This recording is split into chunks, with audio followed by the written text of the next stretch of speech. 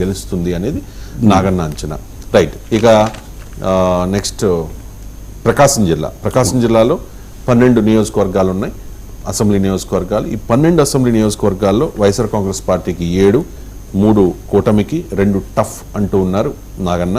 Yerragondapalem SC reserve నియోజకవర్గం YSR Congress party అభ్యర్థి Tatiparthi Chandrasekhar, note చేసుకోండి. దర్శి వైసీపీదే డాక్టర్ బూచేపల్లి శివప్రసాద్ రెడ్డి. పరచూరు తెలుగుదేశం పార్టీది ఏలూరు సాంబశివరావు. అద్దంకి వైసీపీ పానెం చిన్న హనిమిరెడ్డి గెలవబోతూ ఉన్నారు. చీరాల వైసీపీ కర్ణం వెంకటేష్ గెలవబోతూ ఉన్నారు. సంతనూతలపాడు ఎస్సీ రిజర్వ్ నియోజకవర్గం వైసీపీ నుంచి మేరుగ నాగార్జున గెలవబోతూ ఉన్నారు. ఒంగోలు తెలుగుదేశం పార్టీ నుంచి దామచర్ల జనార్దన్ రావు గెలవబోతూ ఉన్నారు. బాలినేని శ్రీనివాసరెడ్డి ఓటమి తప్పద్దు అనేది నాగన్న అంచనా. కందుకూరు టఫ్ ఫైట్ ఉంటుంది, ఇది టఫ్లో టఫ్.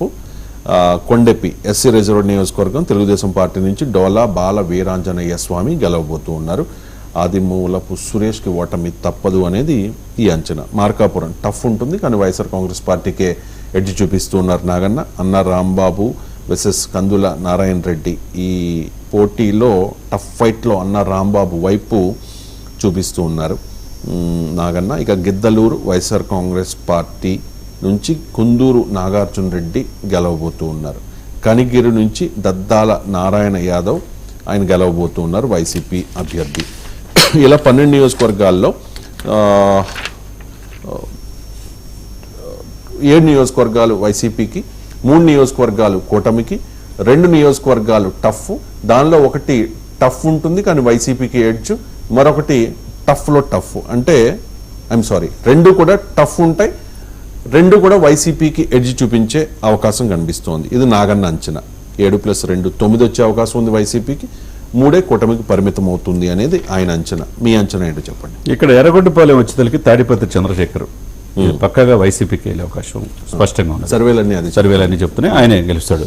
తర్వాత వచ్చేసరికి ఈయన దర్శి ఊహించిన విధంగా ఇక్కడ బూచేపల్లి శివప్రసాద్ రెడ్డి అంటారు కదా, హోరావరిపూర్లో దర్శి కూడా ఇక్కడ టీడీపీకి ఇచ్చే అవకాశం ఉంది. కూటమి మొదట్లో జనసేన అనుకున్నారు, కూటమికి డాక్టర్ గొట్టిపాటి లక్ష్మి. ఎందుకంటే ఇక్కడ భరత్ ఇంతకుముందు పోటీ చేశాడు పర్చూరు, ఆయన కూడా సొంత సిస్టర్కి పార్టీని విభేదించి ఇక్కడ సపోర్ట్ చేయటం వల్ల సామాజిక సమీకరణలో భాగంగా ఎక్కువగా కాపు సామాజికవర్గం ఉంది దర్శి.